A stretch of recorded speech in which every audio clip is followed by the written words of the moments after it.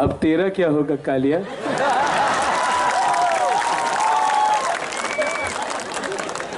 महेंद्र, थोड़ा मजाक करना चाहिए ना, इतना पॉलिटिक्स में सब लोग बोलते चक्रांत तो होवे ना, अरे थोड़ा तो मजाक करो।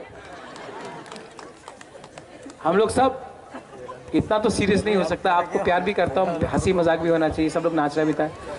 महेंद्र, अब आपका क्या हो? आप लोग वोट करेगा इनके लिए? आप जिताओगे? अपना है, गरीब है ना, इसका पिताजी एमएलए था, मंत्री था ना, कॉन्ट्रैक्टर, बिग कॉन्ट्रैक्टर था, बिजनेसमैन था, इतना कुछ नहीं इसके पास। आपका जैसा है, जैसा आपका है वैसे ही इसका है। काम किया है, ब्लॉक प्रेसिडेंट है। सबने बोला कि बाहर से बड़ा लीडर को भेजो, मैंने इसके ऊपर विश्वास किया।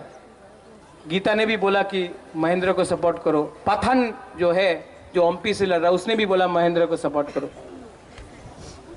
मैंने कहा चलो थोड़ा सिस्टम को बदलना है तो एक साधारण इंसान को दो, ये फाइट करेगा, क्योंकि आप लोग सब साधारण हैं, हम लोग सब साधारण ही आदमी आपका प्रॉब्लम समझ सकते हैं।